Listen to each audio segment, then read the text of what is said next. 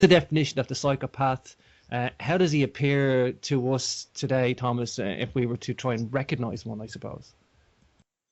Well, funny you said about the men and women, because I get a lot of women who tell me that they see far more psychopathic behaviors and traits among women towards one another. So it's they're much more likely to bully each other in the workplace. Women are much more likely to be destructive of each other's personalities in terms of relationships and stuff like that. So, men might be more vicious in terms of physically doing it, might be more driven, but there is psychopathology. I mean, one of the things that separates my work from many others is that I have no problem saying there's just as many female psychopaths out there as there are men. Now, first we have to get into definitions, okay? When I talk about a psychopath, I'm talking about a specific individual that has a lack of activity in the frontal cortex of their brain, their limbic regions, and their amygdala, which is like the gearbox of the brain which processes behaviors that would be, again, sort of what we would call compassion or empathy. They would just go straight for the target. Very similar to, they have a reptilian almost brain.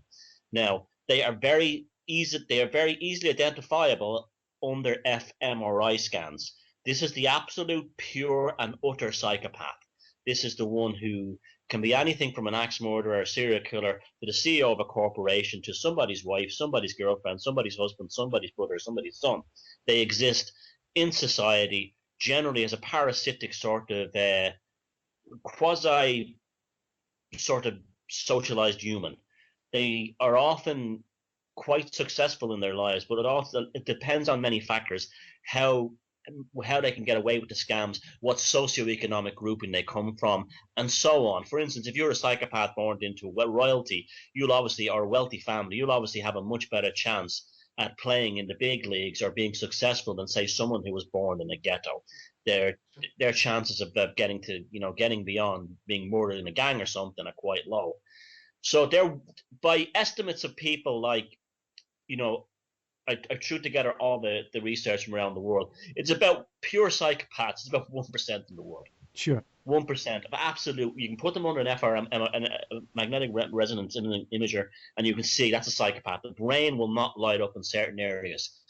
Now, on top of that, you have something called proto-psychopaths. This is a term I invented. And these would be people who are not naturally psychopathic, but would have psychopathic traits for one reason, or tendencies rather, for one reason or another. And these proto-psychopathic individuals could be someone who was viciously abused as a child, could be someone who was damaged in a war, could be someone who went to war and went crazy, okay? Should be someone who was damaged by drugs and all kinds of things. And they would be you add them to it and you have about 4%. Now, in the female psychopath will play on the delicate flower thing to save herself. The female psychopath will be an eternal victim. Now, I'm going to mention 3 things that you should always bear in mind when you're dealing with the female psychopath, right? 1, high testosterone levels. I know a cult out there led by a high testosterone bag filled with all these bombastic high testosterone mental cases have claimed that there's no proof for this. There's lots of proof of this. You look on the internet, there's tons of it. They didn't want to hear it because I was describing them.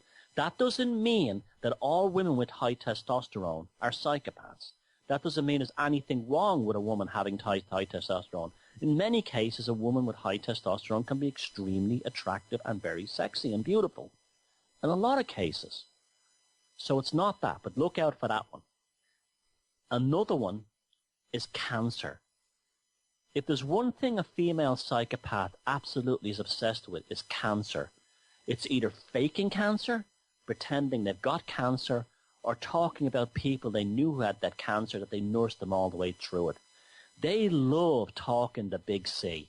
I don't know why. Maybe it's a projection of themselves in the sense that they are themselves a kind of a mobile cancer, shall we say, a conscious cancer. But they are, for some reason, they love the cancer. They love the big C. I don't know why. They just do. And the other one is a victim complex. Having a victim complex. Now, how does the high testosterone manifest? Doesn't mean they're butch and anything like that. It could mean in thinning hair, a lot of acne that goes into, it could mean these things. It goes into later life. And I know I got slagged off by a cult for talking about the index finger being a sign of a psychopath. That's because this crazy death cult who are getting messages from aliens on an Ouija board because they think that they're going to be eaten by reptiles or something coming in comets, just were having a go at me because that's what cults do, because they're crazy. And what I was pointing out in Defeated Demons is that one of the signs of high testosterone is the length of finger. I didn't say it was a sign of a psychopath, but of course, what cults are like. They take everything out. They'll take the punchline of a joke and try to make out it's you talking about yourself. But that's what you're dealing with, crazies. Now, so that's look out the impulsivity, incredibly high sexual you know what they say? If she's sick in the bed, she's sick in the head. There's a lot of truth to that with the female psychopath. Things like wanting their nipples bit, wanting, really nasty things done to them that like a nice guy just wouldn't do, wouldn't be turned on by it. That's a big one to watch out for. And because they have, you see, sexuality is very strange to them. It's almost like a force of it's a force of expression rather than a bonding between human beings, and it's aggressively pursued like a sport. That's one to, and they'll also have like a lot of sexual partners, quite a lot. And if they tell you they've had 40 sexual partners, that means they've had about 300. That's one to look for. Another one that's explained, and impulsivity. That's let's have sex behind the corner here. No, that's for that kind of thing. Now that's okay when you're a teenager. Teenagers do that, but if she's doing that kind of thing in her 40s and 30s and 40s and 50s, that's not the sign that you have a hot chick. That's a sign of the old adage, sick in the bed, sick in the head. Now, the other one too, I told you about the cancer one. They're obsessed with cancer. They love talking about cancer. They love surrounding themselves with cancer. And this also plays into another thing. So many of them are healers. They're healers. They're big into the New Age healing thing. They can heal you and all this kind of thing. That ties in with the channeling a lot. The New Age psychopaths are into the kind of channeling and the healing, that kind of thing. And the hypnotherapy and all that stuff. It's all bollocks. They're just trying to use and manipulate and target people. So watch out for that one. They're always healers. That's also to make you trust them. I can heal you. I took care of someone who had cancer. I had cancer. That kind of thing.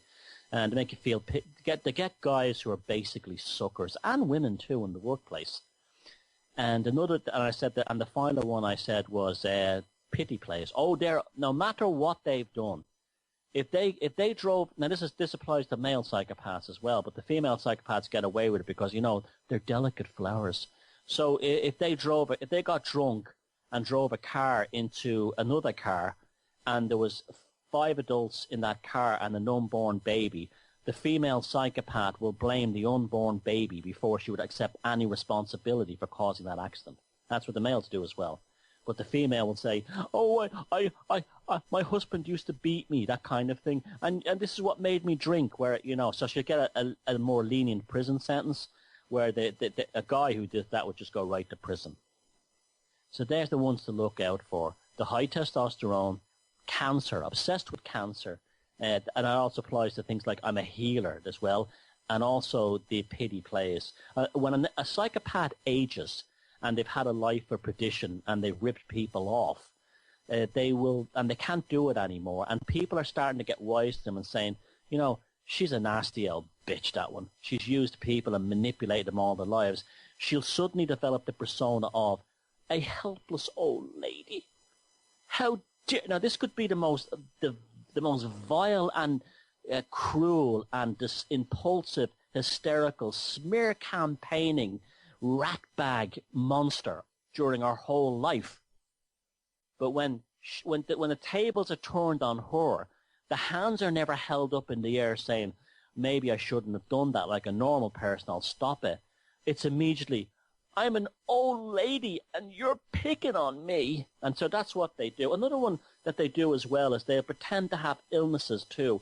When their looks start to go, you'll find that now I can see us all getting hysterical but saying, I have ME, and I'm not a psychopath. No, I'm saying that. They will whip out things like this. They will say, they will pretend to have a very difficult to diagnose illness like ME in order to say, so the guy won't get rid of them.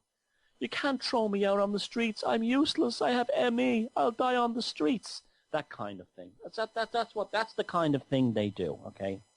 Believe me, I've been studying psychopaths for many, many years. I know what I'm talking about. It's like it's a skill that has saved my ass so many times, and it can save yours if you pay attention to these things. Now, again, this is not a fear-based thing. I'm going through practical steps. We're dealing with the psychopath in the same way that you deal with a virus or a bacteria or a biohazard.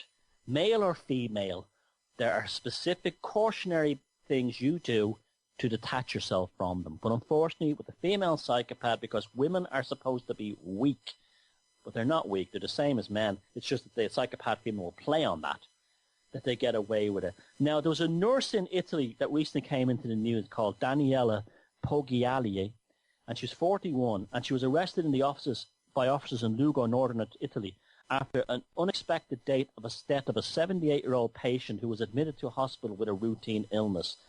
The inquiry was then widened to 38 deaths, 10 of which were described as very suspicious. They now reckon she may have killed up to 100 people. Police started the investigation following the death of Rosa Caladorni in April 2013. 2014, sorry.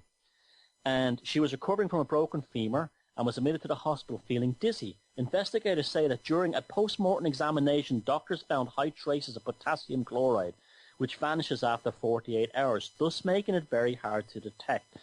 Psychopaths learn all about drugs because they need them for things like date rape drugs and so on. They're fascinated with drugs, actually, a lot of them. It was also found in the drip investigators believed that the nurse was using. Potassium chloride can stop the heart and is one of the components used in a lethal injection given to death row inmates in the United States. The morning that Mrs. Calardoni died and Mrs. Pogliali's first day shift after she had been switched from nights by doctors, increasingly worried about the number of deaths on her watch. Alessandro Mancini, the magistrate leading the inquiry, said, "I believe she saw this change in shifts as a challenge and wanted to show how well she could kill by day as well." Very astute observation by the judge, by the magistrate. It had been claimed that Miss Pogliali took photographs of herself with dead patients, which she did indeed. She put pressure on one nurse to take photographs of her standing over a patient who just died, which she did with her thumbs up and posted them to social network media. She appeared euphoric in the photos, next to someone she may have just killed, said Mr. Mancini. This euphoria is called the rush. This is the autoferal impulse I talk about in puzzling people. A psychopath, because they have no inner sense of being, they don't have a sort of a creative sense. Like if they achieve something creatively, they wouldn't sit back and admire it and say, you know, that really was an amazing experience. They pulled that out of me. They can't have that. What they do is they have scams. And when they pull off a scam, they have a rush, a phenomenal rush of dopamine and adrenaline.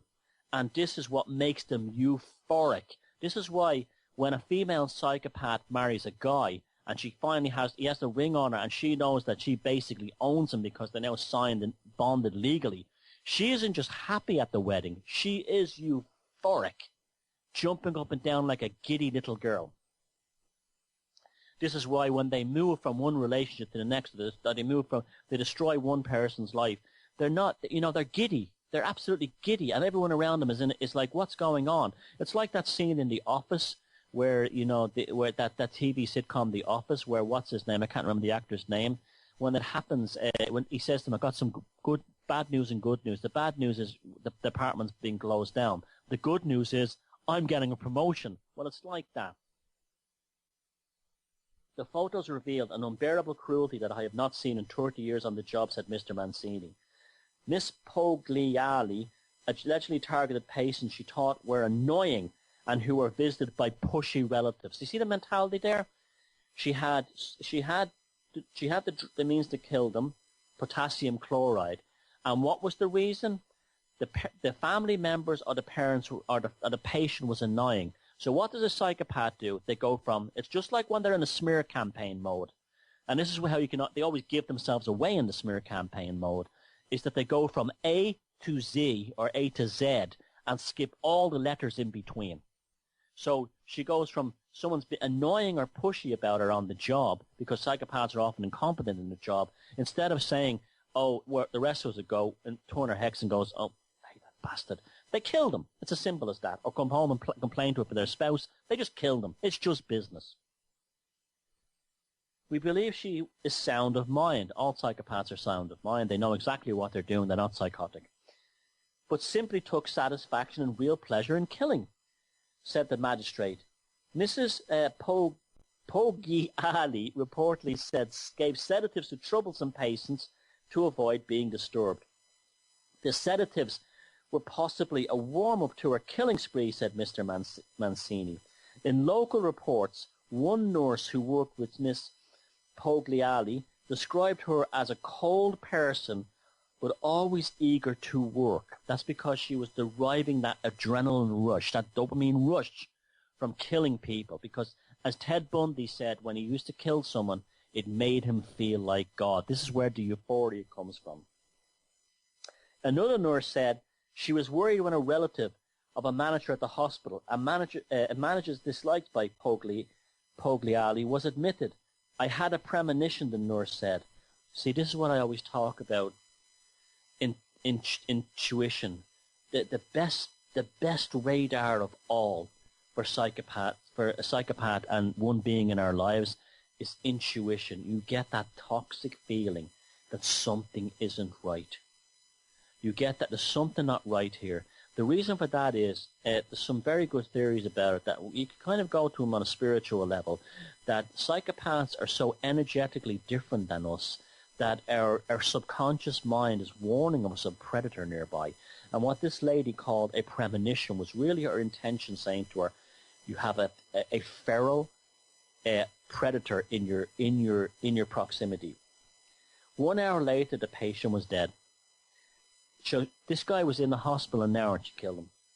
I turned to stone and said to myself, here we go again. Now you see, it's very hard to prosecute this one because she's a nurse. Nurses are healers. This is why a lot of them go into job as carers of the elderly, nurses, school teachers, nuns, any new age healers, because they don't like they like to create the persona of being healers, carers, and that way a nurse couldn't possibly be doing this.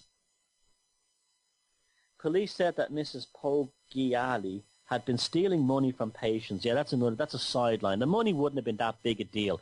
The money, she was probably making good money as a nurse, but the money was just an extra sweetener. That was just an extra bit of dopamine and an extra bit of adrenaline. When one patient protested, she replied, you got €5 left and you won't need it.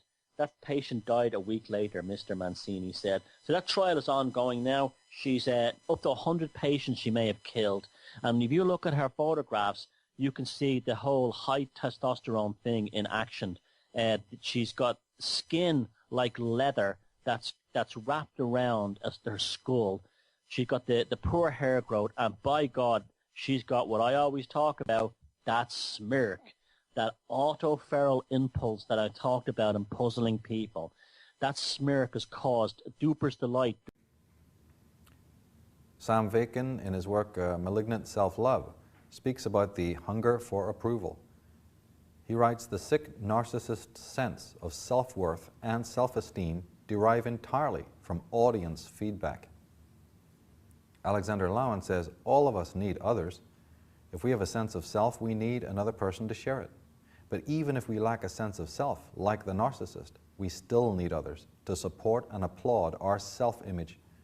Without the approval and admiration of others, the narcissist's ego becomes deflated, for it is not connected and nourished by self-love. Christopher Lasch says that narcissism represents the psychological dimension of dependence. Notwithstanding his occasional illusions of omnipotence, the narcissist depends on others to validate his self-esteem. He cannot live without an admiring audience. His apparent freedom from family ties and institutional constraints does not free him to stand alone or to glory in his individuality. On the contrary, it contributes to his insecurity, which he can overcome only by seeing his grandiose self reflected in the attentions of others, or by attaching himself to those who radiate celebrity, power, and charisma. For the narcissist, the world is a mirror.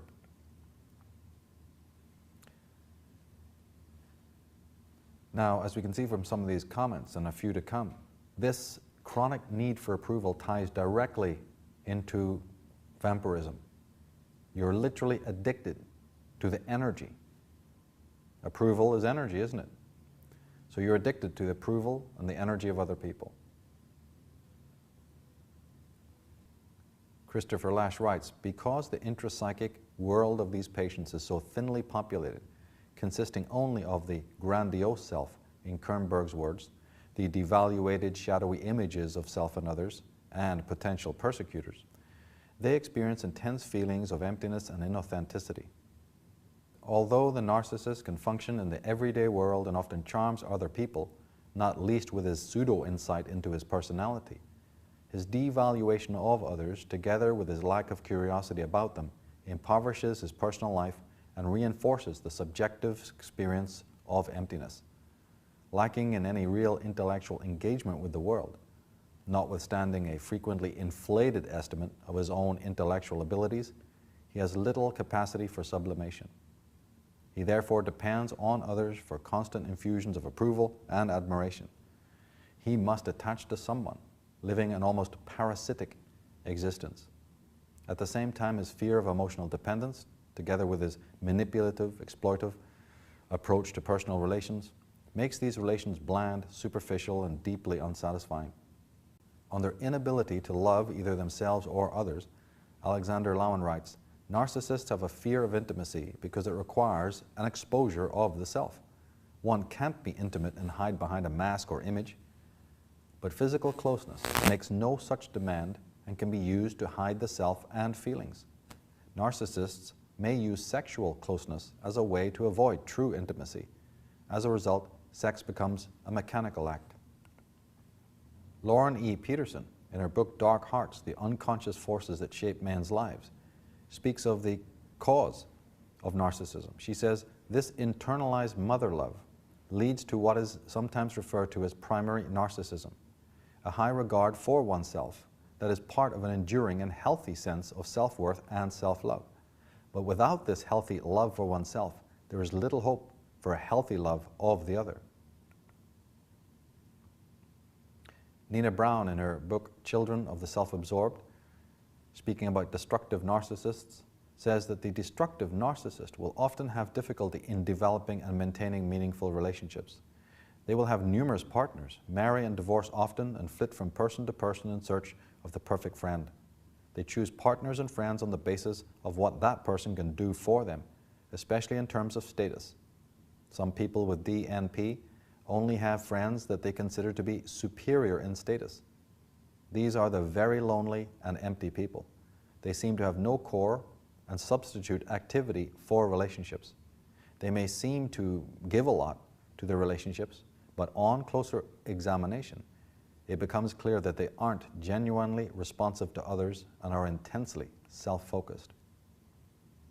She says, adults with healthy narcissism not only have a wide range of emotions, they're also able to experience intense positive and negative emotions. On the other hand, the destructive narcissist has a restricted range of emotions, and almost all of these have the depth of a line. The destructive narcissist will be able to use the correct words for emotions, but will not have the feelings associated with the words. For example, they will use words like happy and joy correctly, but will not be able to actually feel happiness or joy. They don't seem to be able to express milder forms of these emotions, like annoyance, sadness, or apprehension. They are unable to speak more positive emotions with any feeling. Even experienced clinicians have difficulty diagnosing narcissistic personality disorder or pathological narcissism at first. It seems that it takes a period of contact with the person before the pathology emerges. Further, the diagnosis depends a great deal on the reactions of the therapist to the person. This difficulty occurs because the pathological narcissist is usually very adept at disguising their behaviors and attitudes. It's almost impossible for a therapist or anyone else to identify these aspects in someone as characteristic of destructive narcissistic personality disorder until they've spent some time with the person.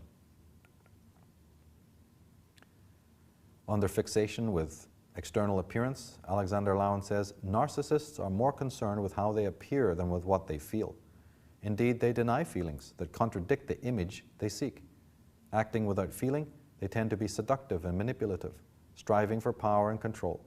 They're egoists, focused on their own interests but lacking the true values of the self, namely self-expression, self-possession, dignity, and integrity. Narcissists can be identified by their lack of humanness. They don't feel the tragedy of the world threatened by a nuclear holocaust, nor do they feel the tragedy of a life spent trying to prove their worth to an uncaring world. Narcissists, say Lowen, love their image, not their real self. They have a poor sense of self, and they're not self-directed. Instead, their activities are directed toward the enhancement of their image, often at the expense of the self. Narcissistic characters are not just better, they are the best. They're not just attractive, they're the most attractive. As psychiatrist James F. Masterson points out, they have a need to be perfect and to have others see them as perfect. And actually, in many cases, narcissistic characters can display numerous achievements and seeming success, for they often show an ability to get along in the world of power and money. On appearance, Lowen goes on to say, I have been struck by how many narcissists look younger than they are. They even have features of smooth complexions, which do not show any lines of worry or trouble. These people do not allow life to touch them. Specifically, they don't allow the inner events of living to reach the surface of their minds or the surface of their bodies. Their eyes are dull, no light shines through them, and there's no expression or feeling. This dullness of the eyes in no way reflects a dull mind. Schizophrenics' eyes have a far away or vacant look, as if they were looking past you. While a part of them sees and hears you, part of them is off somewhere else. They see you, but not as a feeling being, only as an image. It is as if they were seeing you as a reflection in a mirror. There is an important break with reality in the narcissist's personality, but it's not the same as the schizophrenic's break with reality. One would never call a narcissist crazy, however much a degree of insanity may be present in the depths of his or her personality.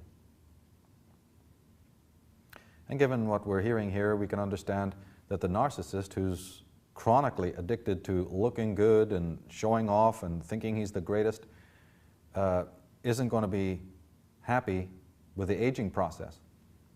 And of course, they're not. It compromises their entire structure, characterologically. In the case of Eric, as discussed by Alexander Lowen, another aspect of narcissism that was evident in Eric's personality was the need to project an image. He presented himself as someone committed to doing good for others, to use his own words. But this image was a perversion of reality. What he called doing good for others represented an exercise of power over them which, despite his stated good intentions, verged on the diabolical. Such exploitation is common to all narcissistic personalities. Lowen says, as I see it, narcissists are perfectly adapted to the world we live in. They subscribe to its values, they flow with its constantly changing patterns, and they feel at home in its superficiality. Psychopathic personalities are not necessarily what society calls losers. They are successful psychopaths, according to Alex Harrington, who made a study of these personalities. Brilliant, remorseless people with icy intelligence, incapable of love or guilt, with aggressive designs on the rest of the world. Such an individual may be an able lawyer, executive, or politician. So his point is, yeah, we're not talking about some panhandling, night-stalking aqualung here. We're talking about the top boys. It's top-heavy, pathocratic world we're living in. Unsane, toxic world that literally is almost custom-made for pathology. Lowen says, the image also serves an external function in relationship to the world. It's a way of gaining acceptance from others, a way of seducing them and of gaining power over them. And again, he emphasizes the central point. A personality disturbance occurs when there's a lack of congruence between the self-image and the self. The severity of this is in direct proportion to the degree of incongruence. This discrepancy is most marked in schizophrenia, where the image bears almost no relationship to reality. Mental institutions contain people who see themselves as Jesus Christ or Napoleon or some other renowned figure. In narcissistic disorders, the incongruence is less than in schizophrenia, but is sufficient to produce a split in identity.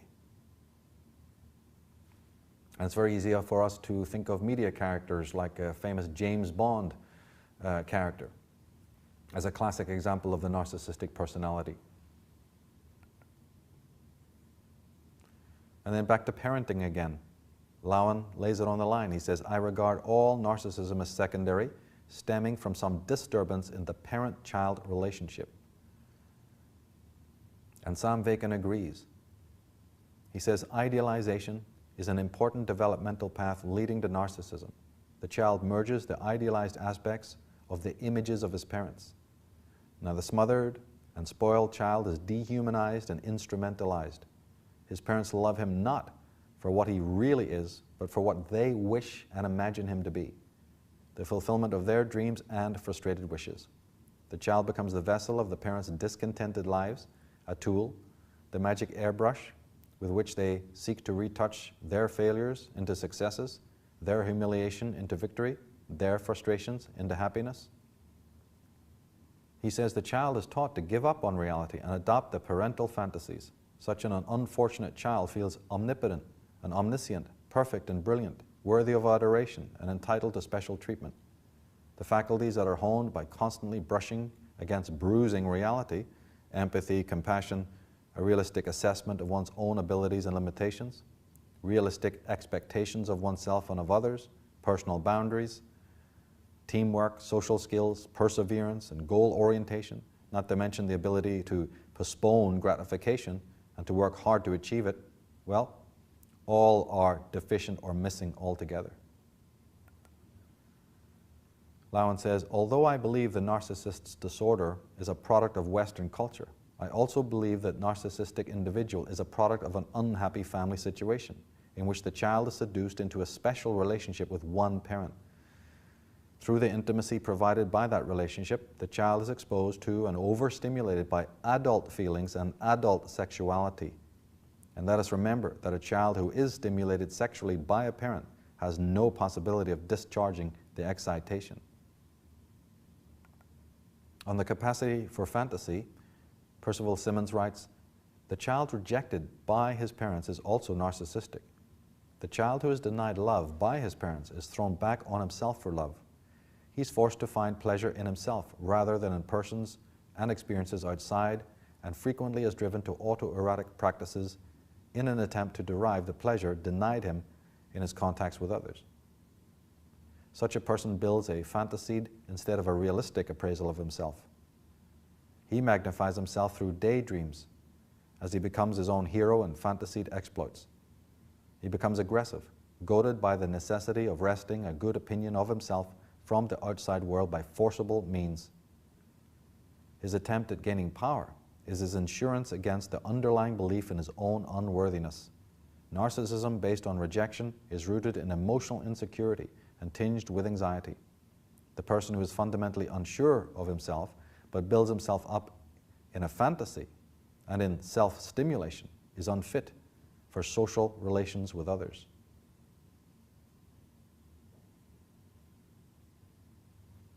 And now that we've looked at the narcissistic traits, the narcissistic vampiristic traits, let's proceed to look at the sociopathic vampiristic type. In the vast majority of sociopaths, there are three common characteristics. They're exceptionally egocentric, they're legends in their own minds, They have zero empathy and are absolutely incapable of remorse, shame, or guilt. In other words, they're basically incurable. These people have so far gone in destroying their own inner self that no external person, I don't care how many degrees they've got and how many white coats they've got in their dresser, they're not going to be able to handle it. And experts accept this, that the success rates when it comes to some of these pathological types, particularly sociopaths, is very, very low. Well, 1 in about 25 to 30 people are psychopathic or sociopathic. The majority, again, are men. About 30% of men are sociopathic, and about 1 out of 10 females.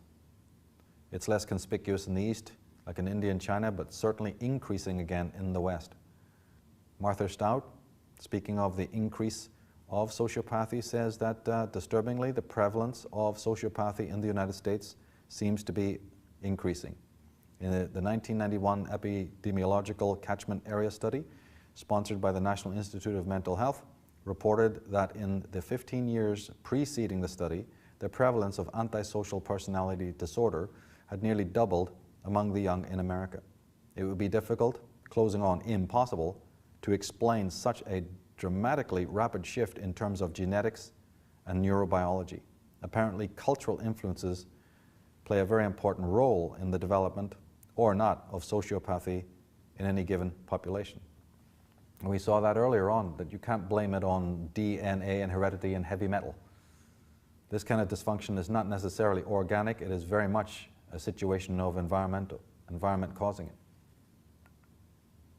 Martha Stout goes on to say, there are more sociopaths among us than people who suffer from the much publicized disorder of anorexia, 4 times as many sociopaths as schizophrenics, and 100 times as many sociopaths as people diagnosed with the known scourge such as colon cancer.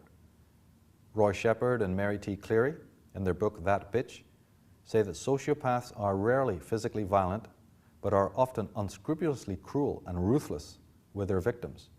About 70% of sociopaths, they say, grow up without a father. And what are the chances of spotting a sociopath? 0, or nearly 0. Hence this program.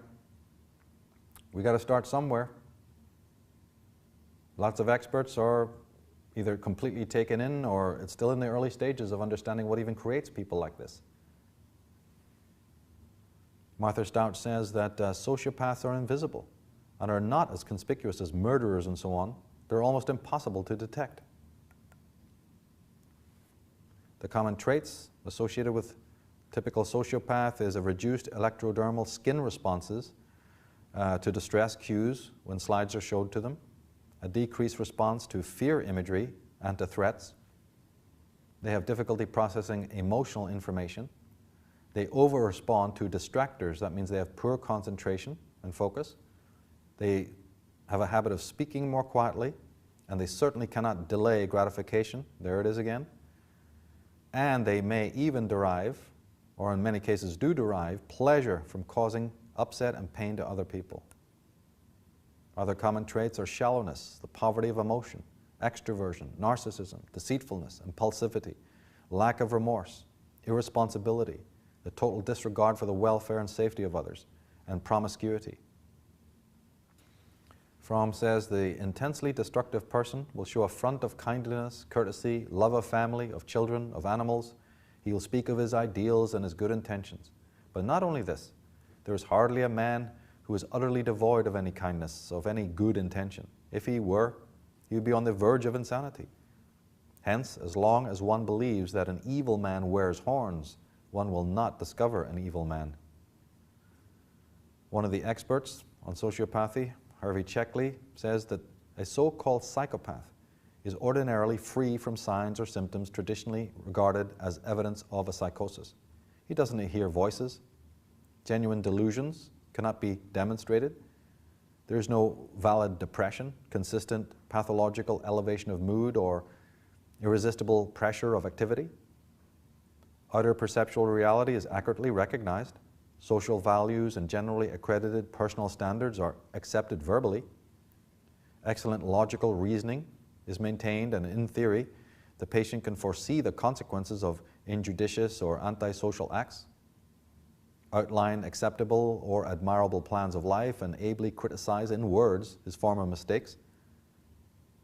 The results of direct psychiatric examination disclose nothing pathologic, nothing that would indicate incompetency or that would arouse suspicion that such a man could not lead a successful and happy life.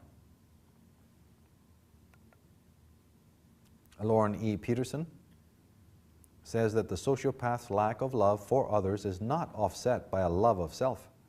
His entire life seems to be a continual loveless act, which in one way or another culminates in self-destruction. Now, doesn't that make sense from what we looked at earlier?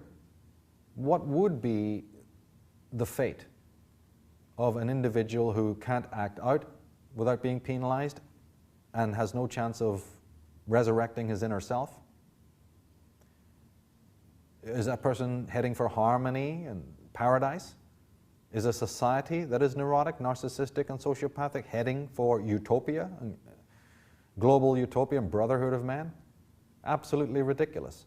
Destruction is the only possible end. There's a way to fix it. We'll look at those solutions later. But if these situations are not remedied, and remedied in a healthy and knowledgeable way, then how can anyone avoid destruction? If you choose the path of irrationality, expect destruction. Now, hatred, of course, is deeply involved with all of this. Human hatred. And Fromm says only a relatively small number of people have an awareness of their fundamental dislike of others. Many have only a feeling of just having little interest or feeling for others. The majority are completely unaware of the intensity of the chronic hatred in themselves as well as in others. And again, speaking about the early origins of sociopathy, Lauren E. Peterson says, as far as we know, sociopathic personalities are formed very early in life. By late adolescence, the antisocial pattern of behavior has become well established, characterized by often frightening criminal and exploitative behavior and shallowness in all relationships. One of the leading experts on psychopathy and sociopathy, Robert Hare, says that while few psychopaths commit violent crimes, the callousness of the average psychopath usually ranges through subtle but still devastating misdeeds, parasitically bleeding other people of their possessions, savings, and dignity, aggressively doing and taking what they want, shamefully neglecting the physical and emotional welfare of their families, engaging in an unending series of casual, impersonal, and trivial sexual relationships, and so forth. Rebecca Horton, in her book The Sociopath, writes, not only do they covet possessions and power, but they gain special pleasure in usurping and taking from others. What they can plagiarize, swindle, and extort are fruits far sweeter than those they can earn through honest labor. And once having drained what they can from one source, they turn to another to exploit, bleed, and then cast aside. Their pleasure in the misfortune of others is unquenchable. People are used as a means to an end. They are to be subordinated and demeaned. Speaking about the power over love dynamic, and Harvey Checkley writes that the psychopath seldom shows anything that would pass even in the eyes of lay observers as object love. His absolute indifference to the financial, social, emotional, physical, and other hardships which he brings upon those for whom he professes love confirms the appraisal during psychiatric studies of his true attitude. I mentioned they were incurable. Well, Carl Goldberg says that forensic psychologists and psychiatrists and criminologists recognize that the likelihood that a seriously destructive person will reverse his or her adverse behavior is poor. Neither conventional psychoanalysis nor any other form of psychotherapy or rehabilitative program has been consistently effective with these clients and inmates. Arno Gruen puts his finger on the truth. He says, despising and hating everything that is human is a condition that might define a typical sociopath. Well, try curing that. Eric Fromm calls it necrophilia as opposed to biophilia. Right? We have an urge, an instinct that is life-giving, negentropic. Then we have the destructive, it's like entropy. We have the creative self, and then we have the destructive self.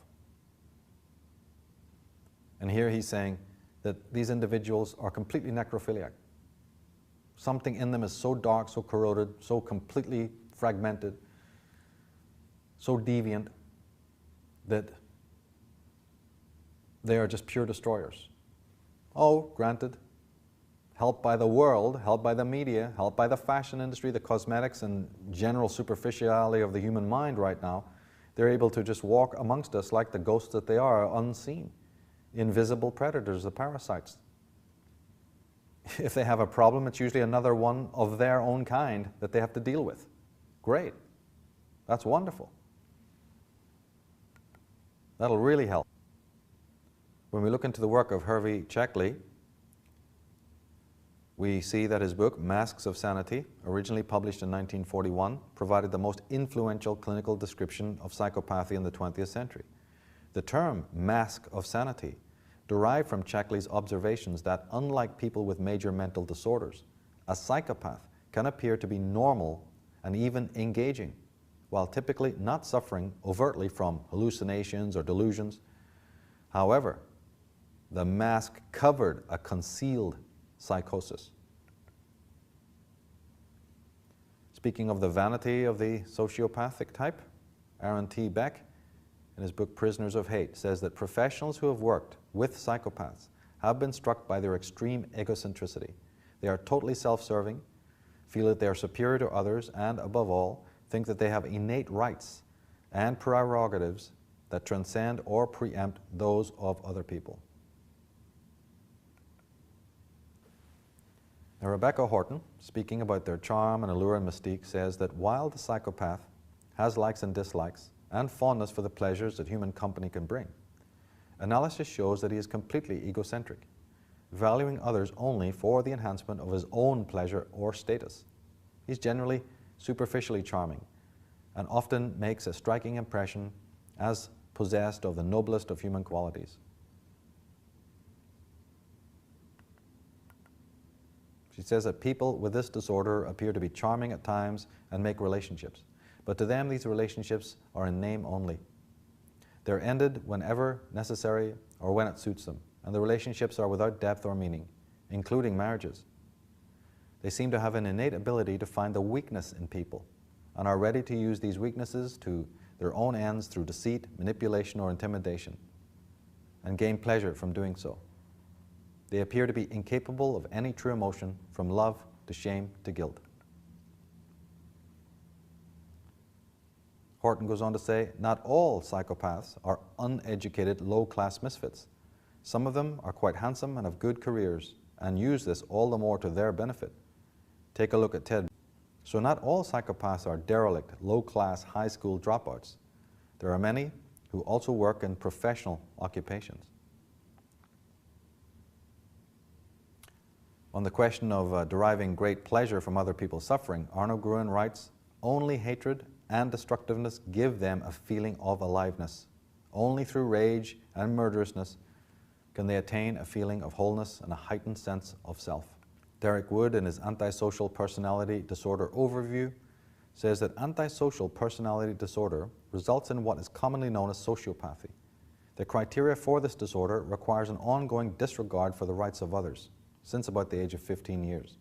Some examples of this disregard are a reckless disregard for the safety of themselves or others, a failure to conform to social norms, and respect to lawful behaviors. Deceitfulness, such as repeated lying or deceit for personal profit or pleasure, and lack of remorse for actions that hurt other people. And the sociopath is never to blame. Hervey Checkley writes, the psychopath apparently cannot accept substantial blame for the various misfortunes which befall him and which he brings down upon others. Usually, he denies emphatically all responsibility and directly accuses others as responsible. But he will go through an idle ritual of saying that much of his trouble is his own fault. When the latter course is adopted, subsequent events indicate that it is empty of all sincerity. Although his behavior shows reactions of this sort to be perfunctory, this is seldom apparent in his manner. This is exceedingly deceptive and is likely to promote confidence and deep trust. More detailed questioning about just what he blames himself for and why may show that a serious attitude is not only absent, but altogether inconceivable to him. Roy F. Baumeister, on the same subject of never being to blame, having no conscience, says that John Arians has compiled a set of letters and other writings by prisoners on death row in the United States, and these killers do not see themselves as evildoers. I am the hunted, the caught, the prey, the victim of the crafty, the cunning and powerful, as one wrote. And this capacity to never take blame is a conspicuous red flag for the sociopath. Checkley says that after being caught in shameful and gross falsehoods, after repeatedly violating his most earnest pledges, he finds it easy when another occasion rises to speak of his word of honor, his honor as a gentleman, and he shows surprise and vexation when commitments on such a basis do not immediately settle the issue. Rebecca Horton, again speaking of the mind games and the reverse psychology, she says that often a psychopath will turn on the victim and claim that the victim suffers from delusions and is not mentally stable. Watch out for that one. She also speaks about their capacity for mimicry. Mimicry is often used to convince others that the psychopath is a normal human being. He does this to create the false empathy with his victim. The psychopath will try to make you believe he has normal emotions by spinning some sad tale or professing profound, moving experiences. The truth is, most psychopaths go through life as if in an incubator, touched by few and having no real compassion for others. But they will lie to convince you that they have normal emotions. The pity factor is one reason why victims often fall for these poor people. Lying is like breathing to the psychopath. She says the most amazing thing, however, is their selective memory. A psychopath might not remember the promises he made to you yesterday, but he will remember something from the past if it suits his purposes in some way. They often do this whenever they're confronted or caught in a lie.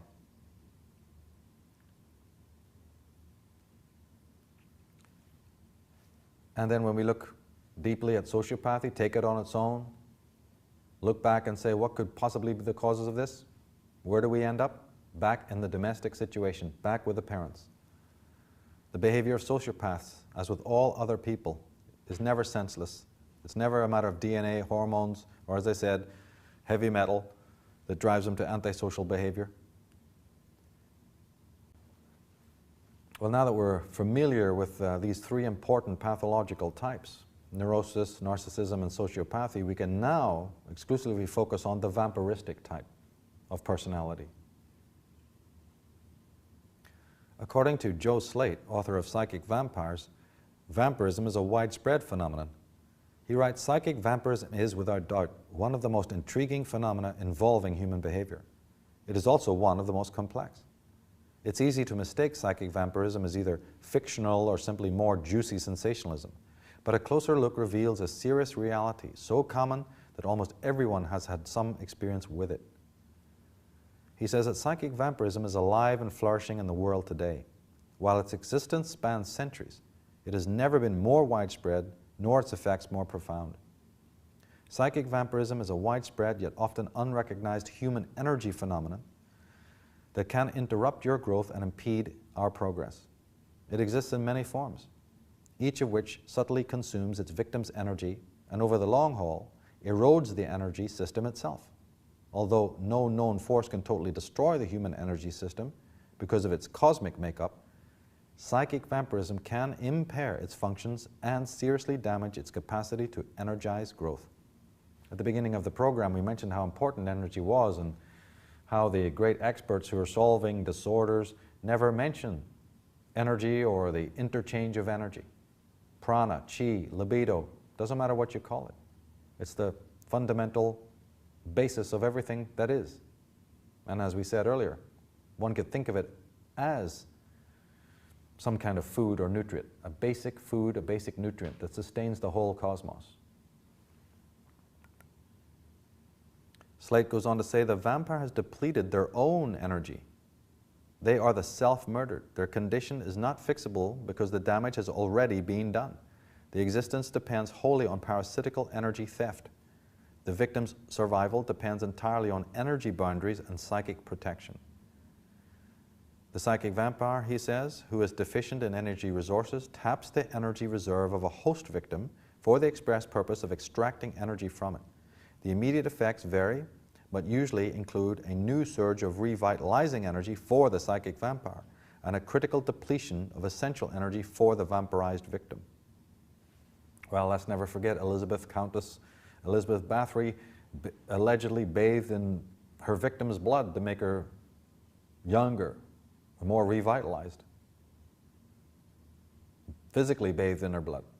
The same concept applies, but it's bathing in the energy of someone else, like standing beside a beautiful waterfall to feel the spray so that you're invigorated. Well, powerful, good, creative, moral people, their proximity often can work like that. They're downloading spirit, aren't they? Well, an empty man, a self-destroyed man, might feel invigorated in the company of such individuals. Murray Stein, in his book Jung on Evil, talks about this energy depletion. Evil, within the psychological realm, he says, is equivalent to entropy in the physical realm. It is the tendency within a system to run down and to disintegrate, a flow of energy toward destruction. Good, by contrast, is equivalent to negentropia, the flow of energy in the opposite direction, towards building systems up into greater levels of integration and complexity. Jean Bolin, in her book The Ring of Power, gives us a line that could be the motto of the vampiristic type. She says, I am convinced that we enter the world seeking love, but when we don't find love, we settle for power. Now, we can accept that there's a phenomenon known as sadomasochism. It's actually called algolagnia. And this is the idea that one person has dominion over another person physically. Well, that's right. It's the same dynamic as power versus love, or dependency versus independence, or selfhood versus self-murder. It's all based on a lack of selfhood and self-knowledge, all based on an avoidance of legitimate suffering. And Peter Tosh, the singer, says that vampires don't come out and bite your neck anymore. They cause something destructive to happen, that blood will spill. And those invisible vampires will get their meal. And on the appearance of the vampire into your life, I write, vampires appear in your life while you are undergoing a major emotional upheaval. Trouble does not, however, abate after the vampire appears. In fact, it continues. Trouble and conflict is the mark of the vampire. Eventually, after their infection spreads, opportunities fail to come in, failure occurs instead of expected successes, good ideas lead nowhere, plans are mysteriously sabotaged, sound allies suddenly turn into rivals, and you make inexplicably poor judgments, and your good state of mind or your good mood are drastically compromised. I say that an evil person is an emissary of evil, a conduit for greater evil than exists within themselves. This is why their proximity is so disadvantageous. They are map stealers. While you're not looking, they attempt to steal your life map, leaving you without a sense of direction. Their presence makes you doubt or downplay every accomplishment and true friendship you have.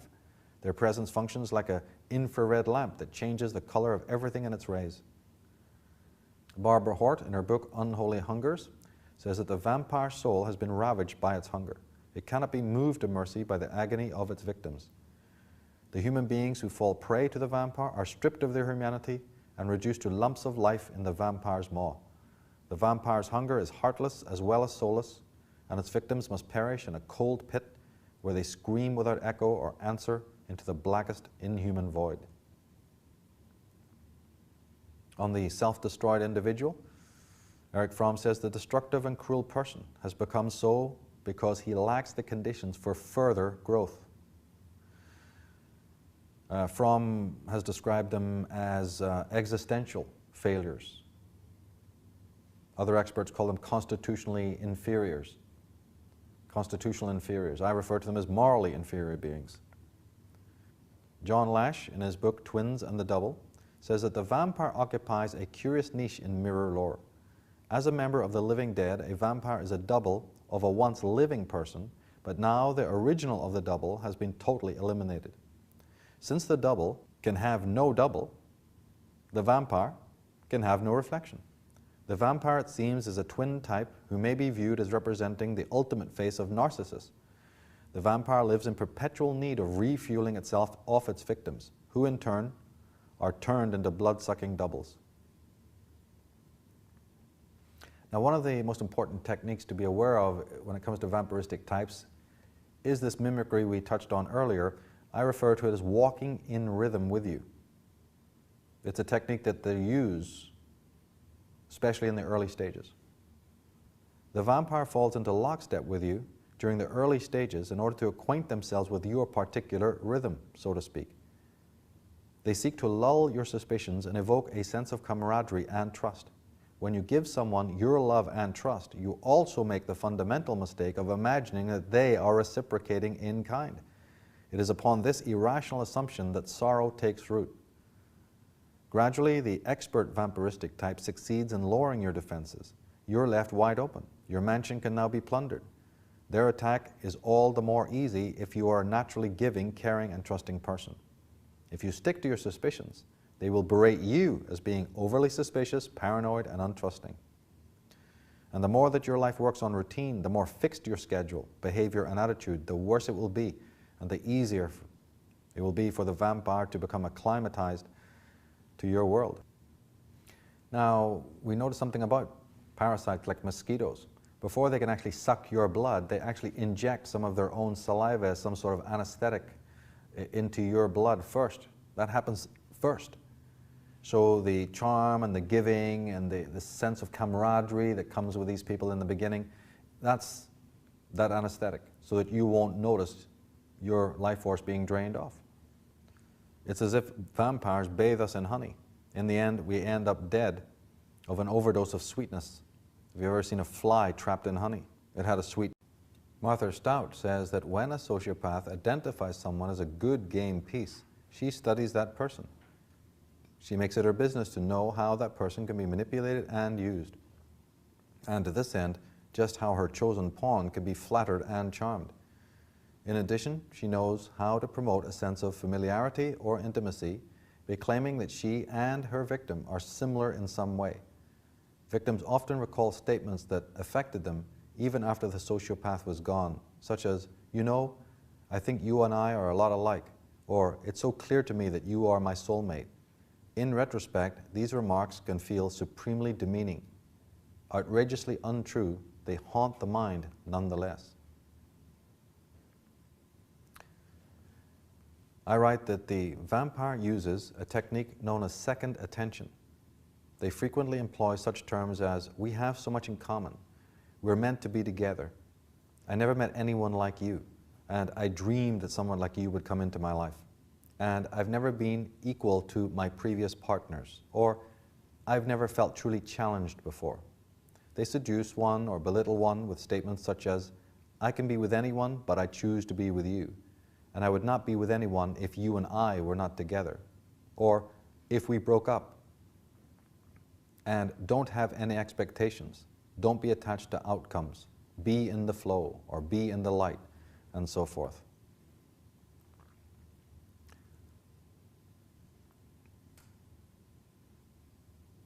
Basically, when you're in the presence of one of these creatures, it's thraldom. It's a form of auto-hypnosis or sort of entrainment, as it were. They operate almost like a convex lens.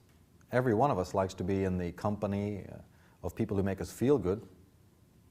Well, the vampire does that, but just a little bit more. Just like a convex lens, they reflect back your natural good traits, the stuff that you love about yourself and you feel good, and just that touch more. They inflate your sense of self-importance just a tad more than other people do. And that is one way that they use to get you into their thrall. Now, on their charm and allure, Martha Stout says that, "I've watched people shake their heads and make statements such as, 'He was the most charming person I'd ever met,' or 'I felt like I'd known her forever,' or 'He had an energy about him that other people just don't have.'" Another important thing about the vampiristic type is that really at the bottom line, whether the energy coming at them is love or hate, it won't matter ultimately at the end of the day. It might start out as something wonderful, but ultimately it's all about energy. So love or hate, take your pick. They'll be satiated one way or the other. If they can elicit from you strong emotions, whatever kind, emotional, jealousy, anger, whatever it may be, it's all an exchange of energy at the end of the day. Joe Slate says that given recurrent attacks, the victim's energy supply can become chronically depleted and the internal energy system itself can become severely damaged. Driven by dark, malicious forces, the psychic vampire seeks not only energy, but domination, and in some instances, even destruction of the unsuspecting victim. Albert J. Bernstein, in his book Emotional Vampires, speaking about their infantilism, says that emotional vampires never grow up. Throughout their lives, they see themselves as victims of fate and the unpredictability of others. Stuff happens, and they just respond to it. He says all the patterns derive from the fact that the emotional vampire sees the world differently than other people do. Their perceptions are distorted by the cravings for immature and unattainable goals. They want everybody's complete and exclusive attention. They expect perfect love that gives but never demands anything in return. They want lives filled with fun and excitement, and to have someone else take care of everything and anything that's boring or difficult. Vampires look like adults on the outside, but inside they're still babies. Vampires themselves are usually not aware of the childish needs that drive them. Envy is also one of the traits that we associate or should associate with vampiristic types. Envy is, a lot of people argue, is at the root of almost all the other vices. But envy is certainly a mainstay when it comes to vampiristic behavior. But envy of what? Well, envy of what they themselves don't have, and that's inner beauty. The vampire, I say, lacks inner beauty, but deeply covets it. Indeed, it is the one thing that truly tantalizes them and awakens their deepest hunger. They crave inner beauty because it's the one thing they do not possess. They have a love-hate or attraction versus repulsion relationship with beauty. Now, two types of person are capable of recognizing true inner beauty: those who possess inner beauty themselves and those who have lost it or murdered it themselves. The problem is that the person with the inner beauty may mistake the latter person for the former. They may convince themselves that they are in the presence of another being with inner beauty and not realize their mistake until it is too late. On the connections between envy and destruction, Martha Stout says that since it is simply not possible to steal and have for oneself the most valuable possessions of another, like beauty, intelligence, success, strong character, the covetous sociopath settles for besmirching and damaging enviable qualities in others so that they will not have them. As Milden says, here the pleasure lies in their taking rather than having. And that is, by the way, one of the definitions of envy. It's different than jealousy. In jealousy, you don't care if the other person's got something that you admire. In fact, you're probably glad for him. So jealousy is born out of a virtue. Envy is the state in which you're thinking to yourself, I know I can't have it, or I know I can't make that, but I just don't want him to have it. It's very, very dark and pernicious. And we need to learn how to test for it. Another crucial aspect of this relationship with the vampiristic personality type is the concept of courting. It's just a word that emphasizes the interchange between energy. Now, Art Martin says that people in your life who want to control you or leech off your energy can attach cords to you. Quite often, it is another physical person who is courting you. They are trying to hold on or extract energy from you. Dark forces are attracted to people who are doing well in their life. They want to stop them and sidetrack them, and so they do anything they can to block your path. Joe Slate says that vampire attacks can occur during physical contact, such as a handshake or touch on the shoulder, or they can occur at distances of up to many miles. On courting, I say that in the average relationship, there is constant amicable exchange of energy. This exchange is dramatically different in the vampiristic relationship. There, the exchange is involuntary. The vampire crosses the boundary and takes that which he has no right to take. Whatever he gives back in return for what he takes is inadequate and does not replace what he takes. The victim is always shortchanged. He will not realize it in the early stages. He will not realize it if he does not inherently value himself. He will not realize it if he's an altruist who compulsively puts the needs of others before his own. I say that the life force within the vampire is low. There is barely any vital energy within them. Only the lower chakras are active. The higher centers or chakras of energy are completely inactive. Therefore, they attach themselves to people whose higher centers are open and active. They literally plug into that energy. As we said, it's like standing in front of a waterfall. Eventually, the centers of the host become exhausted and begin to shut down.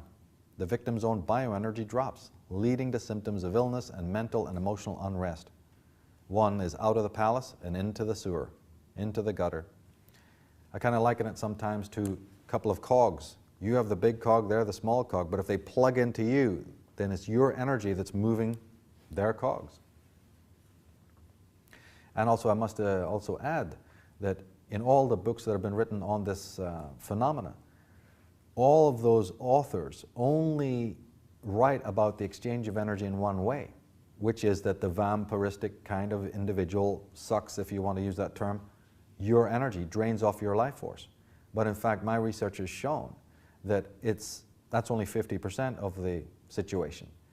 Your actual field of energy can also be used in the opposite direction as a processor for their toxic, deathly, vile energy.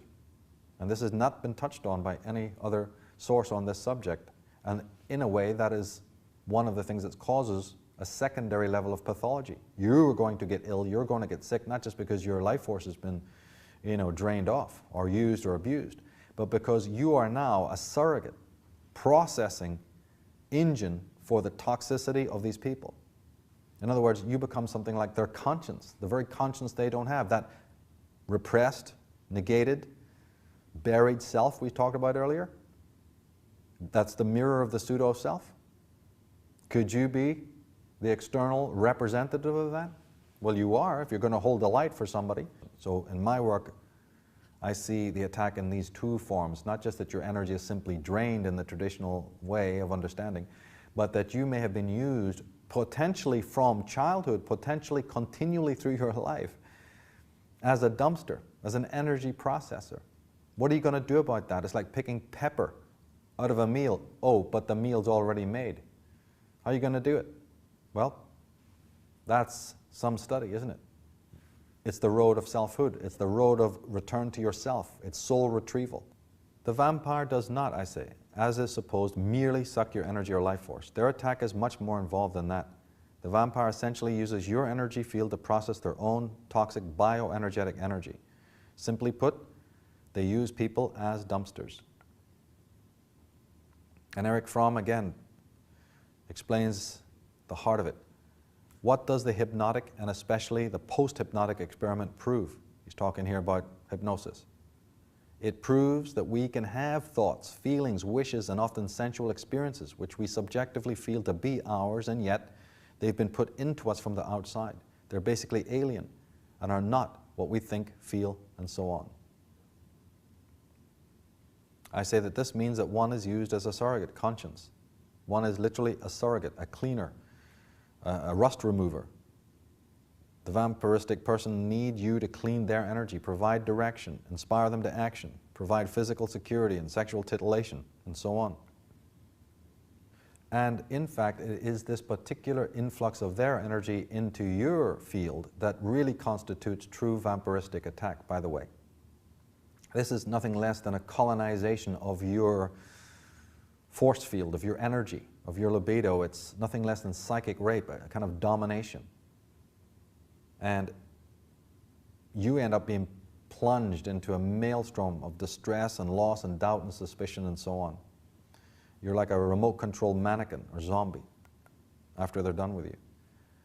On courting, Karen Horney says that closely akin to the attitude of compliance and interwoven with it is the emotional dependence which results from the neurotic's need to cling to someone who holds out the promise of protection. This dependence not only may cause endless suffering, but may even be wholly destructive. in relationships in which one person becomes dependent on the other, there is invariably a great deal of resentment.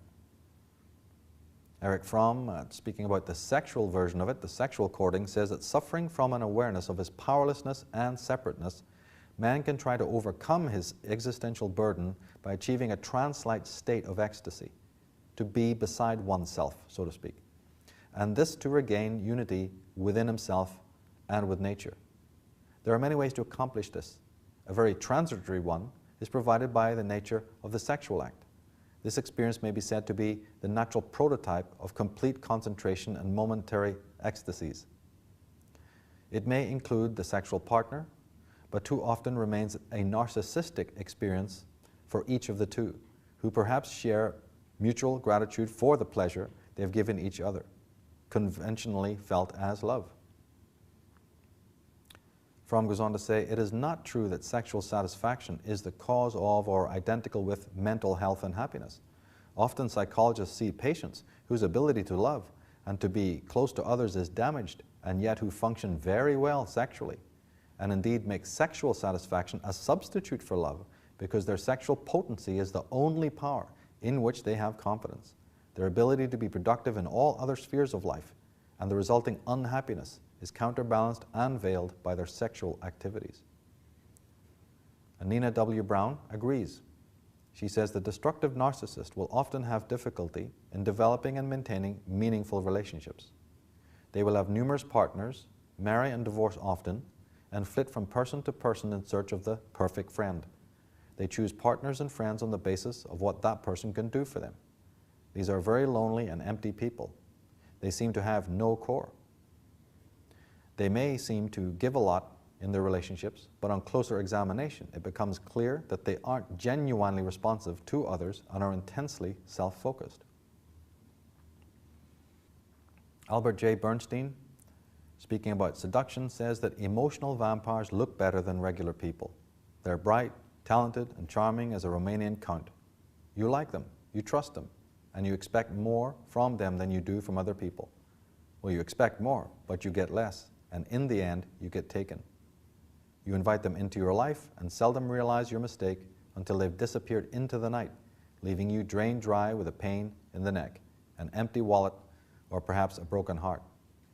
Even then, you wonder, is it them or is it me? And when it comes to parents, I write that malignant vampiristic parents who live off the energy of their children, who envy their children's vitality and innocence, often drive their children to schizophrenia or other pathologies. There are cases on record showing that the health of parents got worse as their children's health improved. As the schizoid tendencies and delusions subsided, as their children turned to a semblance of normalcy, the parents actually became more aggressive and more psychotic. The mind games they played with their unfortunate children, their unfortunate victims, came to an end, and the self-absorbed parent lost control. By labeling their children schizophrenic or whatever, and having professional sympathy, parents can now offload all their domestic problems onto the child's behavior and nature. This is a praying mantis syndrome.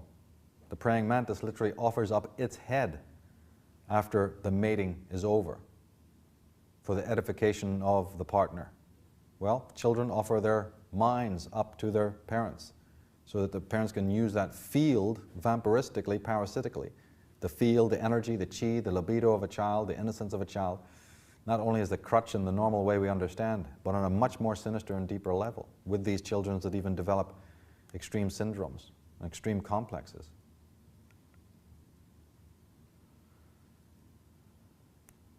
Barbara Hort says something very, very important.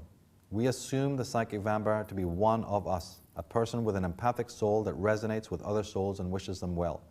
As I said in the beginning, in our introduction, if somebody's nice, you imagine they have a conscience.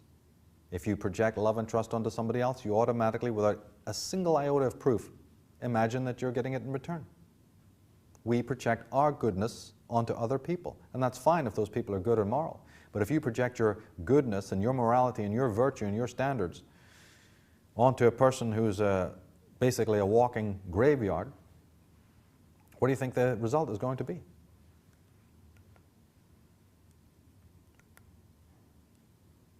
And Albert Bernstein says that we can establish two absolutely non-negotiable facts about the nature of pure evil. We know that an evil person accepts no responsibility whatsoever for their own dysfunctional anti-human actions. This means that, unlike other people, when they act in an unloving manner, they do not acknowledge it or take responsibility for the consequences of their act. Indeed, in their minds, the other person is responsible. If they feel sad or broken, it's their affair. There's no empathic resonance with the suffering of the other person, and no accountability. Indeed, the evil person imagines that it is the other person's own actions that have led to their despair and undoing. Since this is often true to a point, the evil person's retorts and abuse may go unseen. It's not so much that these vampires think they're better than other people, as that they hardly think of other people at all, unless they need something.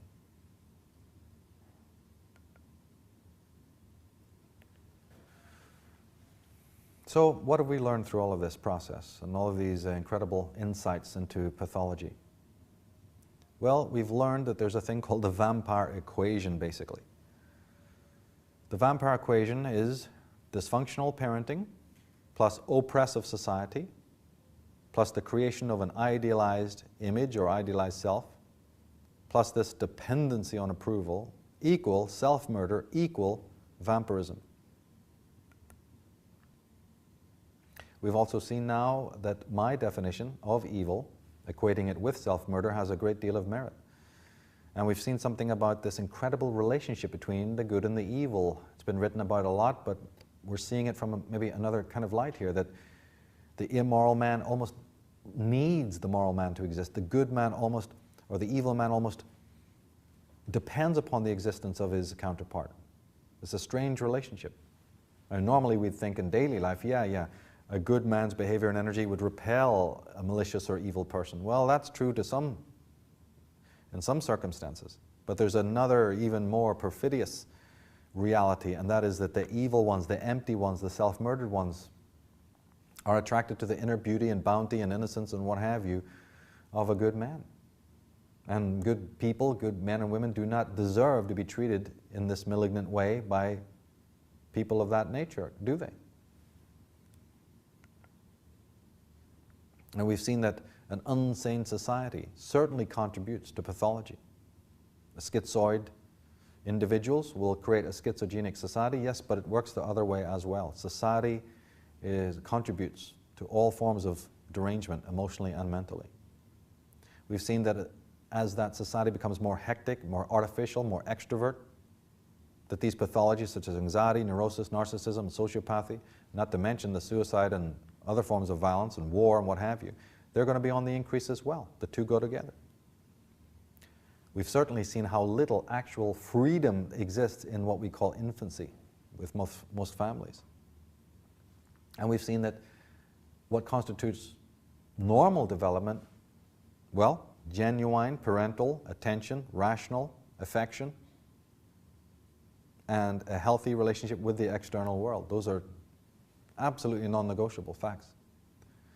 We've seen that we as human beings seem to want to avoid not only self-knowledge, but the experience of legitimate suffering. Remember the Freud quote about replacing the suffering, that so-called suffering of the neurotic, with legitimate misery of human beings? There's something rich and real about that. We've seen how extroversion plays into this, that the self-murdered person is now entering into that customized world that's just ready and waiting to fill him with all that stimuli so he never even has to think about it himself. We've seen that the medical profession is certainly interested in perpetuating sickness, or if not even manufacturing these disorders. Ties in with our comments on society, doesn't it? We've seen how important it is for us to monitor our own emotions. How do we feel in the presence of other people? Do we ever actually think about that? This person's just come into the room, or this person's just talking with me, and suddenly my mood has changed. 5 minutes ago I was in a good mood, now I kind of feel different. Has something happened in that time? Yeah, well, the people passing you. We live, as I said, in a plasma of people, a constant interchange of energy. We're not to assume that other people's frequency is the same as ours. We've seen that just because you, again, it needs to be repeated, just because you extend love and trust to somebody else does not mean that they're reciprocating at all. And we've seen how our chronic need for dependency leaves us wide open, potentially wide open to evil. We've seen that we must not allow the world to give us meaning, we must do it for ourselves. Ultimately, spiritually speaking, we've got to come to the point, we've got to come to the understanding that nobody has anything we need psychologically and emotionally. It's all within our own capacity, it's all within our own hands. I mean, what would happen in the world if we all understood that we don't need any other human being for what we need emotionally and psychologically? That doesn't mean you become a hermit and stop existing in the world and sharing and caring, but you don't do it to the extent where you give over your whole sense of self to other people. I don't care who they are, mother, father, teacher, priest, guru, God, or whatever. Because the thing is this, if you're inclined to do that, then look what you inherit. All forms of tyranny, I mean, we're looking here at the roots of evil, aren't we? Well, let's make it very simple. If you don't do what we're talking about and you say, nope, I'm just going to continue the way we are, aren't you endorsing all the tyrannies that exist? Aren't you actually helping plant the seeds of evil, not just of the medical leviathans or of dysfunctional parentings or psychic vampires running loose in the world and sociopaths and what have you? I've said time and time again that external reality mirrors psychic reality. The world is shaped by consciousness. Now we're seeing exactly what that means. We've seen that so-called mental or emotional disorders, as they're now called, is basically boils down to ways of seeing. It's feelings that we have about ourselves, whether they're constructive or deconstructive, healthy or unhealthy. It's all a matter of choice. We certainly learned that goodness does not exist in everyone. Conscience is not universal. And just because that evil, interior can be disguised and hidden behind a veneer of niceness, and because it's relatively effortless for evil people to disguise themselves, doesn't change that fact. Another interesting way to look at this, which again goes up to a more higher perspective, is that we encounter evil people, we encounter these kinds of challenges, partly because it's ordained. It is a journey towards selfhood. Maybe we're encountering them because there's something in them that needs to be in the proximity of people who are good. And vice versa, we need, by contrast of their nature, to know truly what selfhood and love and compassion really are, by contrast. There is some sort of weird link between the good and the evil. It's a love-hate, attraction-repulsion dynamic. From this we can determine what is sanity. Well, Nina Brown tells us that it's creativity. It's the ability to delay gratification. It's the assumption of responsibility. It's meaningful relationships. On the lack of self-love, Robert A. Johnson says that despite our ecstasy when we're in love, we spend much of our time in a deep sense of loneliness, alienation, and frustration over our inability to make genuinely loving and committed relationships. Usually we blame other people for failing us. It doesn't occur to us that perhaps it's we who need to change our unconscious attitudes, the expectations and demands we impose on our relationships and on other people. And Karen Horney says something absolutely magnificent. It is, she says, in reality, not so terribly important that people in general should like us. It may, in fact, be important only that certain persons do like us, like those whom we care for, or those with whom we have to live or work, or those on whom it is expedient we make a good impression. But apart from such individuals, it is fairly irrelevant whether we're liked. Neurotic persons, however, feel and behave as if their existence, happiness, and security depended on being liked. Carl Jung puts it this way: if things go wrong in the world, it is because something is wrong with the individual, because something is wrong with me. Therefore, if I'm sensible, I shall put myself right first. For this I need, because no outside authority no longer means anything to me, I need a knowledge of the innermost foundations of my being, in order that I may base myself firmly on the eternal facts of the human psyche. We found out that there's a big difference between shame and guilt, and a big difference between conscience and superego, between empathy and just the veneer of niceness.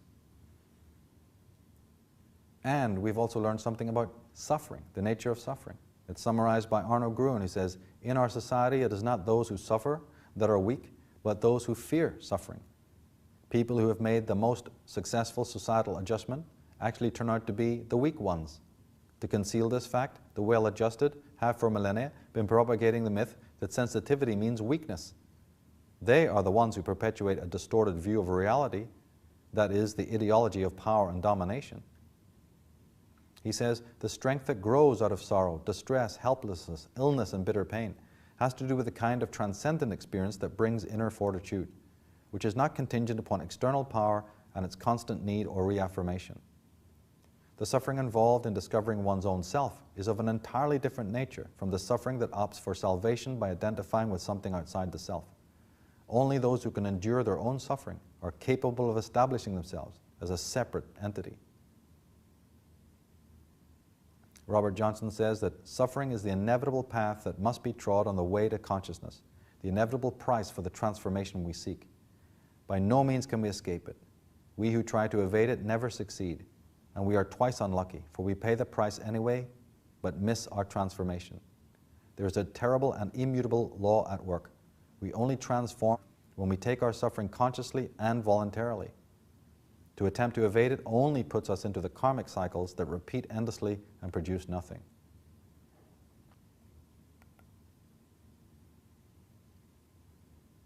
Arne Gruen, on the same matter, says that to bring such people back to what they rejected about themselves so long ago means to accompany them on a journey of self-confrontation so painful that suicide, an outbreak of psychosis, or some other dire result may ensue. And I want you to meditate on what he just said there, because it's not just the individual who's going through this. The whole of society does. Nations do. The avoidance of who we all are, done on a colossal scale, has an impact on our civilization. On a more simple note, I hope that we've discovered just to have stronger boundaries in our normal relationships. Don't put yourself up for sale to the first person that comes along. Have a statement of higher value. Don't let other people take the reins of your life. Try to discover how it is that your need and your weakness and your desires for the approval of others absolutely makes you a slave in the world. And if you are in a state of slavery, you're not going to be able to free anybody else, even if it's under the name of love.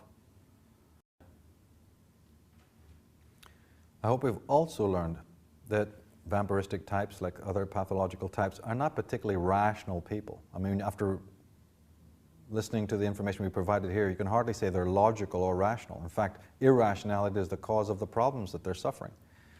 So therefore, don't expect them to act rationally. Don't be so willing to entangle and engage with irrational types and go round and round and round chasing your own tail. When you try to break free from a vampiristic type, be also very aware that the problems will amp up. They won't get less, because vampire types often know ahead of time that you're ready to make a break. They can sense your discontent and what have you. And at that time, they're ready to take out, 15, 16 more, bin bags that they had hidden away in the cover of darkness and dump them in while the going is good. So be very careful about that toxic overload. Be very aware of the fact that they're not going to do the reverse psychology on you. Take a Polaroid of your madness, take a Polaroid of your anger, show it to all their mates, put it in the album, so that when they do a runner, you're standing there going, was it me or was it them? Watch out for that. Disengage. Have your own witnesses. Prepare things. Be clever. Act rationally. Be aware of their profile, their psychology. The guilt tripping that they'll pull on you, and the blame that they'll put on you, and the pity partying, and the comparisons with you and other people, and so on. There's a whole slew of them we don't have time to go into here. And of course, my personal point with all of this is that under no circumstances ever forgive evil. Save your tears for the victims. I hope this makes sense. Don't send them blessings. Don't send them good feelings to those who are evil and hug them and forgive them and all this nonsense. This is what got you into the problem in the first place. This is what is recommended by a lot of different books out there, and it's certainly not what I recommend. Your lovingness, your caring, your hospitality, and your humanity, remember we said the projection of your own virtues onto them, brought them in the door. Don't be giving them more of the same. That's not logical. Understand that they don't have any conscience. Don't expect them to change. Remember the princess and the pea? Just keep adding the mattresses. Well, it would be simpler to take away the pea, no? Well, guess not. These people live in the soundproof room of their own narcissism, of their own pleasure principle, and you are as disposable as a truck, a broken truck or a broken soldier in the hands of an infant. So don't become a fixer. It's all about soul retrieval, taking back energetically what they've taken from you. It's about self-exorcism, but that means drawing the circle of protection around yourself. As a Taoist, I've learned always that good does in fact come out of evil in many instances. Homeopaths know that the body is made of chi and energy and that it needs to be strong, and that sometimes, yeah, we have to meet people that test us. Somebody once said that you're judged, your merit, your strength, your power is often judged in the power of your adversary. So if powerful, devious, dark adversaries come into your life, look at it one way, look at it in the Zen way. What does it say about your strength and your sovereignty and your morality? As Goethe said, our friends show us what we can do. Our enemies show us what we must do.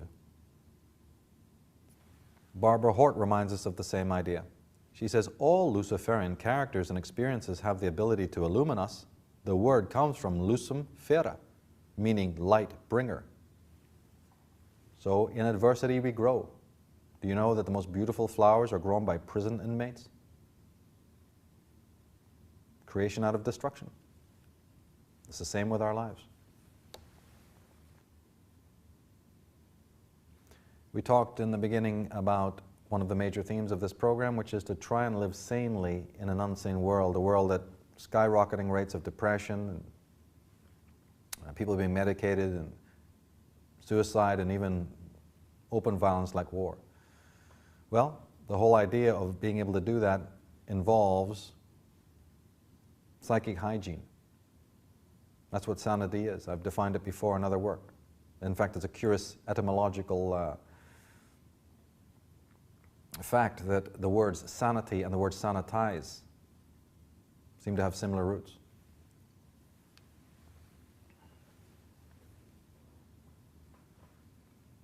Dr. Robert Holden, the founder of the Happiness Project, says that unless you are happy with yourself, you will not be happy with who you are with. Your relationship with yourself sets the tone for every other relationship you have. Eventually, everyone must pay for your own self-hatred.